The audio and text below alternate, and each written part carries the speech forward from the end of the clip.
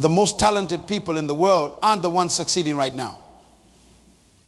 They're hiding in plain sight, working ordinary jobs, living ordinary lives, telling themselves the same comforting lie: someday when the timing is right,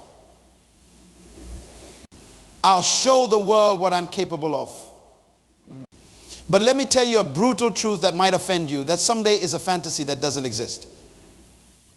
The people you admire most didn't wait for perfect timing. They created their timing while you're still making excuses. Have you ever noticed how the cemetery is the richest place on earth? Not because of buried treasures or hidden gold, but because it's filled with dreams that never came to life, books never written, songs never sung, and businesses never started. The cemetery is packed with potential that was never released. Why? Because someone was waiting for the perfect time. The clock is ticking right now. Can you hear it? Every second that passes is one you'll never get back. And yet, so many of us stand at the edge of our greatness, peering into the possibilities of what could be, but never taking that first step forward because we're waiting. Waiting for what? The perfect moment, the perfect circumstances, the perfect feelings, the perfect guarantees. But I came here today with an urgent message burning in my spirit. That perfect time you're waiting for doesn't exist. Some of you have been sitting on your purpose for months, some for years, some even for decades. You keep telling yourself, I'll start when the kids are older, or I'll pursue my dream when I have more money, or I'll take that risk when I feel more confident. Let me tell you something that might shock you. Those are all sophisticated excuses dressed up as wisdom. That's not wisdom, that's fear wearing a costume. Every single person in this room was born with a seed of greatness. You are not an accident or a cosmic mistake. You are here with a specific assignment, a particular purpose that only you can fulfill. But that purpose isn't going to manifest itself while you're waiting for perfect conditions. Have you ever planted a garden? I want you to think about this. If a farmer waited for perfect weather conditions, not too hot, not too cold, not too wet, not too dry, we would all starve. The farmer understands something fundamental. You plant in faith. Not in perfect conditions. You plant because it's planting season. Not because all conditions are ideal. Your life works the same way. There's a season for everything. And sometimes your season for action is right now. In the middle of your mess, in the midst of your uncertainty, surrounded by your fears. When my mother taught me to swim, she didn't start by giving me a lecture on swimming techniques while I sat safely on the shore. No, she took me into the water. Was I afraid? Absolutely. Did I feel ready? Not at all. But that's where I learned to swim, in the water, not on the shore. Too many of us are trying to learn to swim from the shore. We're studying success, reading about success, watching videos about success, attending seminars about success, but we never get wet. You will never learn to swim until you get in the water. And you will never succeed until you start. Why do we wait for perfect conditions? Because deep down, we're afraid of failure. We're afraid of looking foolish. We're afraid of criticism. We're afraid that we might not be as good as we hope we are. But here's what I've learned. Failure is not the opposite of success. It's part of success. Let me ask you something. How many times did you fall when you were learning to walk? Hundreds of times, probably. But did your parents call a family meeting after your 20th fall and say, well, I guess walking isn't for him. Let's adjust our expectations. Of course not. They expected you to fall. They knew falling was part of learning. So why? As adults, have we developed this strange idea that we should wait until we can do something perfectly before we start? That's like saying, I'll start walking once I know how to run. Some of you are waiting for permission. You're waiting for someone to tap you on the shoulder and say, you're ready now. Let me be the one to tell you today, you have permission. Not from me, but from the one who placed that dream in your heart in the first place. The very presence of the dream is your permission to pursue it. Others are waiting for more knowledge. You think, once I get one more degree, one more certification, one more training session, then I'll be ready. But knowledge without action is just information. And we are drowning in information while starving for wisdom. Wisdom is applied knowledge. And you can only apply knowledge when you start doing something with what you already know. The truth is, you know enough right now to take the first step. The rest of what you need to know will come to you along the way. Some of you are waiting for more resources. When I have enough money, then I'll start my business. But resources don't come to those who wait, they come to those who initiate. When you start moving toward your purpose, resources start moving toward you. Have you ever noticed that opportunity doesn't come to those who wait? Opportunity comes to those who are already in motion. It's like trying to steer a parked car, it doesn't work. You have to start moving before you can change direction. I met a woman who told me she had been planning to write a book for 15 years. 15 years. When I asked her what was stopping her, she had a list of perfect conditions that hadn't been met yet. She needed a quieter house, more free time, better computer skills, connections in publishing. I asked her, have you written even one page? She hadn't. Meanwhile, someone else with fewer resources, less time, and more obstacles had written their book and published it. The difference wasn't talent or opportunity or circumstances. The difference was that one person started before they were ready, and the other was still waiting for the perfect time. I'm not suggesting you should be reckless. I'm not telling you to quit your job tomorrow with no plan. I'm not advising you to ignore wisdom and leap without looking. What I am saying is that there's a difference between preparation and procrastination. Preparation has a deadline. Procrastination disguises itself as preparation but never reaches a conclusion. Look at nature. Does a mother eagle wait until her eaglet feels completely comfortable before pushing it out of the nest? No, she knows that the eaglet will never discover its ability to fly unless it leaves the nest. The capacity is there, but it remains dormant until activated by necessity. Your greatest abilities might be dormant right now, waiting for the push of necessity. Sometimes the perfect time arrives precisely when you decide it has arrived. Sometimes you have to create your perfect moment by simply declaring, this is it, today I start. Consider this. What if the obstacle you're waiting to disappear is actually there to help you develop the strength you'll need for the journey? What if the lack of money is there to force you to be creative? What if the lack of connections is there to make you more resourceful? What if the lack of time is there to teach you efficiency? What you perceive as obstacles might actually be opportunities in disguise, opportunities to develop the character and skills you'll need for where you're going. Let me share something powerful with you. When you start before you're ready, you trigger a spiritual law, the law of active faith. Faith isn't believing despite the evidence. It's obeying despite the consequences. Faith is taking the first step before you see the whole staircase. When you take that step, something supernatural happens. Resources you didn't know existed suddenly become available. People you needed to meet somehow cross your path. Ideas and solutions come to you in the shower or while you're driving. Because you've put yourself in the position to receive them. You've demonstrated your readiness not by waiting but by beginning.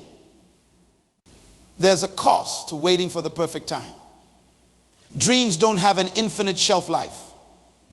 The longer you wait, the more likely that passion will fade, that vision will dim, that purpose will be forgotten.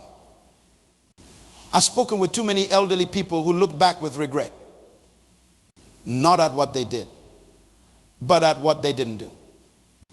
Not at the failures they experienced, but at the attempts they never made. Is that what you want for your life? To look back and wonder, what if I had just started? The perfect time is a myth that has kept too many people imprisoned in the waiting room of life. Today, I'm offering you a key to that prison door. The key is a decision to start where you are, with what you have. Take inventory right now. What do you have in your hands? What knowledge? What skills? What relationships? What resources do you already possess? They might seem small to you, insignificant even. But remember, everything big starts small. The mighty oak tree was once an acorn. The most successful business in your industry once made its first dollar. The most accomplished musician once played their first note. They didn't wait for perfect. They started with small. Stop waiting for the perfect time. Part 2. You know what fascinates me? The power of decisions. The moment you truly decide something, the universe seems to conspire to make it happen. But many of us haven't made real decisions. We've made wishes. We've made preferences. We've made tentative commitments dependent on perfect conditions. A real decision cuts off all other possibilities. The word decision comes from Latin, meaning to cut off. When you decide, you cut off all other options. You burn the bridges behind you so that you have no choice but to move forward. But we've become masters of leaving escape hatches. I'll try this new business, but if it doesn't work out in 6 months, I'll quit. That's not a decision, that's a trial period. I'll pursue my purpose unless it gets too difficult. That's not commitment, that's convenience. What's holding you back from making a real decision today? I've counseled thousands of people, and I've discovered there are deeper issues at work when we constantly wait for the perfect time. Some of us are paralyzed by perfectionism. You think your first attempt needs to be flawless. But perfection is the enemy of progress. Did you know that the Wright brothers' first flight lasted only 12 seconds and traveled just 120 feet? Was it perfect? Far from it. But that imperfect flight changed the world forever. What if they had waited until they could fly across the country? We might still be traveling by boat. They understood something profound. Progress beats perfection every time. Others are trapped by comparison. You look at someone who's been in the game for years, and you think your beginning should look like their middle. You see the polished presentation of someone's journey and compare it to your messy first draft. That's not just unfair, it's illogical. Every expert was once a beginner. Every master was once a disaster. The only difference between them and the people who never made it is that they were willing to be bad first on the way to becoming good. I know a young man who wanted to start a catering business. He had a passion for food and everyone loved his cooking. But he kept postponing his start because his kitchen wasn't as equipped as the professional kitchens he saw online. He didn't have the perfect pots, the perfect knives, the perfect workspace. One day, his neighbor had an emergency and needed to feed 30 people by evening, with no time to prepare and no perfect equipment. He stepped up. He cooked in his imperfect kitchen with his imperfect tools. Was it the best meal he ever prepared? No, but it was good enough that 5 people at that gathering hired him for their events. Today, He has that professional kitchen he dreamed of. But he would never have gotten there if he had waited for perfect conditions to start. His beginning was messy, but necessary. Some of you are paralyzed by the magnitude of your vision. The dream is so big that you don't know where to start. So you don't start at all. But here's a principle I live by. Anything worth doing is worth doing poorly until you can learn to do it well. Break that massive vision down. What's the smallest step you could take today? If you want to write a book, could you write one paragraph? If you want to build a business empire, could you make one sale? If you want to transform your health, could you take one walk? Big dreams don't require big beginnings, they just require beginnings. Some of you are waiting because of past failures. You tried before and it didn't work out. So now you're waiting for a guarantee that your next attempt will succeed. But there are no guarantees in life except this one if you don't try again. You've guaranteed your failure. Failure isn't fatal unless you make it final by refusing to get back up. Every great success story is also a story of great setbacks. The question isn't whether you'll fail, you will. The question is whether you use that failure as an excuse to quit or as a lesson to improve. Remember this, the master has failed more times than the beginner has even tried. For others, the barrier is fear of criticism. You're waiting until you're so good that no one can criticize you. But that day will never come. The more significant your work, the more criticism it will attract. Criticism is the tax you pay for impact. When you do nothing, you'll still be criticized for doing nothing. So if criticism is inevitable either way, wouldn't you rather be criticized while pursuing your purpose than while neglecting it? Some people are waiting for a feeling of confidence, a feeling of readiness, a feeling of certainty. But those feelings often come after action, not before. Confidence is a result of competence. And competence comes from practice. You've got it backward if you're waiting to feel confident before you start. Courage isn't the absence of fear, it's action in the presence of fear. The people you admire for their courage still feel fear. They've just developed the habit of not letting fear make their decisions. I met a woman who transformed her community by starting a program for at-risk youth. She told me that on the day of her first event, she was so nervous she threw up twice before opening the doors. I wasn't ready. She said, I didn't feel confident, I just showed up anyway. 8 years later, her program has helped thousands of young people find purpose and direction. Had she waited until her nerves subsided, until she felt totally prepared, those thousands of lives would remain untouched. Some of you are waiting for clarity for the entire path to be illuminated before you take the first step. But clarity comes with movement. It's like driving at night, your headlights only show you the next 200 feet. But you can make the entire journey that way, 200 feet at a time. You don't need to see the entire staircase to take the first step.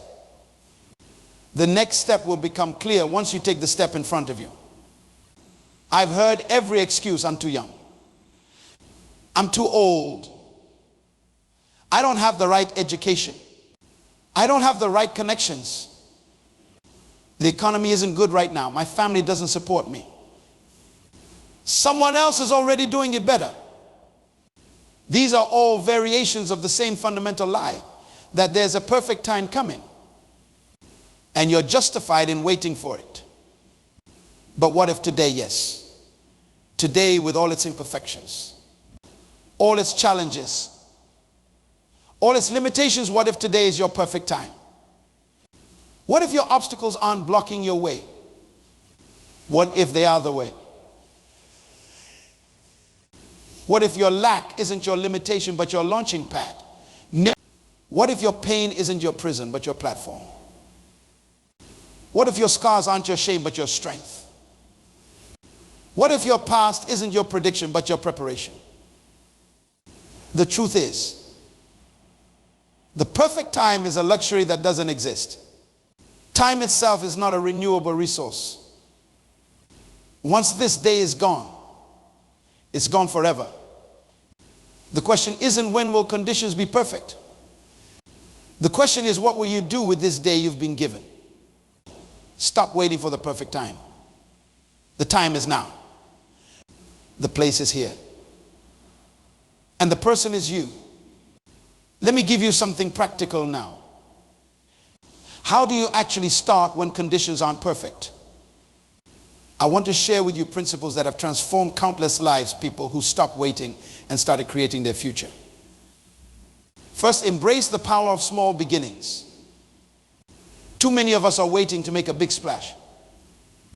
We want our first step to be spectacular. But most significant achievements begin with humble, even embarrassing first steps. Think about a baby learning to walk. Those first steps are wobbly, uncertain, even comical. But without those imperfect steps, the child would never run. Your first YouTube video might only get 10 views. Your first product might only have 1 customer. Your first speech might be delivered to an almost empty room. That's not failure, that's foundation. Water the seed you have, not the harvest you want. Be faithful with your small beginning, and it will grow into something significant. Second, create before you consume. Many of us start our days consuming check-in messages, scrolling through social media, watching videos, reading news. We fill our minds with other people's content before we've created anything of our own. Reverse that pattern. Whatever your goal is, writing, business building, fitness, education, spend the first hour of your day creating, not consuming. Give your dream the first fruits of your energy, not the leftovers. Third, establish daily non-negotiables. Success isn't about dramatic, occasional efforts. It's about consistent, daily disciplines. What are the 1 or 2 actions that, if done daily, would inevitably move you toward your goal? Identify those actions and make them non-negotiable. Not when I feel like it or when conditions are right, but every single day, regardless of circumstances. A woman I know wanted to become a paid speaker. Her non-negotiable was to reach out to 3 potential speaking venues every day. Were there days when she felt discouraged? Absolutely. Were there days when other priorities screamed for attention? Of course. But she made those 3 contacts every day without fail. Within 18 months, she was booked solid with paid speaking engagements. Fourth, find your starting ritual. One of the biggest obstacles to beginning is simply beginning. Once you're in motion, continuing is much easier. So develop a simple ritual that signals to your brain, it's time to start. It might be making a cup of tea before you write. It might be a specific playlist when you exercise. It might be organizing your desk before you work on your business. The ritual itself doesn't matter. What matters is that it becomes a trigger that bypasses your resistance and puts you into action mode. Fifth, practice strategic ignorance. There's a time for learning and a time for doing. Many of us hide behind endless research, telling ourselves we're preparing when we're actually procrastinating. Sometimes you need to deliberately ignore how much you don't know and focus entirely on what you can do right now with what you do know. Too much information without application leads to paralysis, not progress. Sixth, find an accountability partner. We're remarkably good at breaking promises to ourselves, but much less likely to break promises to others. Find someone who believes in your vision but won't accept your excuses. Tell them specifically what you commit to doing and by when. Give them permission to hold you to that commitment. Meet regularly to report your progress or lack thereof. Our potential expands when we know someone is watching, expecting us to become more than we currently are. Seventh and finally, celebrate your attempts, not just your achievements. Many of us withhold self-approval until we reach the finish line, but the journey itself deserves celebration. Did you take action despite fear? That's a victory. Did you continue after a setback? That's a triumph. Did you step out of your comfort zone? That's a success.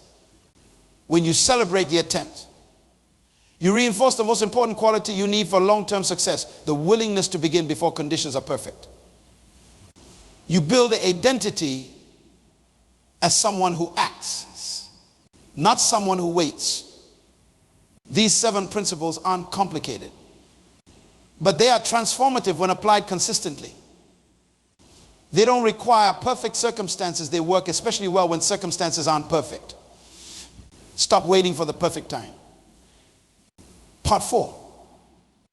There's a deeper dimension to this principle of not waiting for the perfect time. It touches the very essence of why we're here and what we're designed to do. You were created to be a producer, not just a consumer. You were designed to contribute, not just to take. You were formed to add value to this world in a way that no one else can. When you wait for perfect conditions, you deny the world your unique contribution. And that's not just a personal loss, it's a loss for all of us. Think about it this way. What if the people who most influenced your life had waited for perfect conditions? What if they had postponed their purpose until everything lined up just right? Would you be the same person you are today? We stand on the shoulders of people who refuse to wait. People who said, I don't have everything I need, but I'll start with what I have. People who understood that imperfect action trumps perfect inaction every time. This is about more than just personal success. It's about stewardship, being faithful with what you've been entrusted. Your talents, your experiences, your insights, your passion, these weren't given to you to be buried until perfect conditions arrive. They were given to be invested now, today. In the midst of your imperfect reality, the most dangerous form of procrastination isn't laziness. It's the active postponement of your purpose while you busy yourself with lesser things. It's the daily choice to focus on the urgent rather than the important.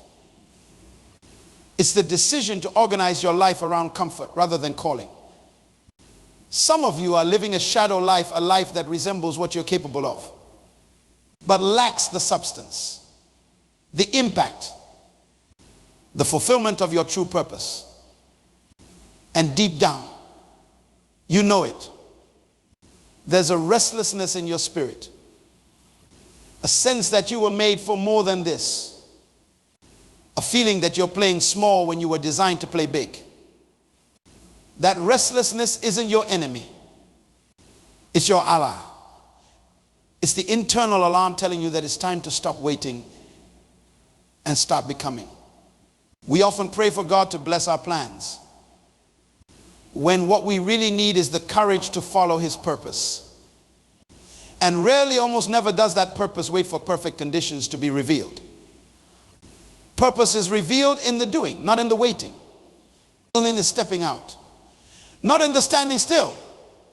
In the risking. Not in the protecting. You already know what step you need to take. You've known for some time now. It's the thing that keeps you up at night. It's the dream that won't let you go. It's the idea that continues to resurface despite your attempts to ignore it. Stop asking for more signs. You've had enough signs. Stop asking for more time. You've had enough time.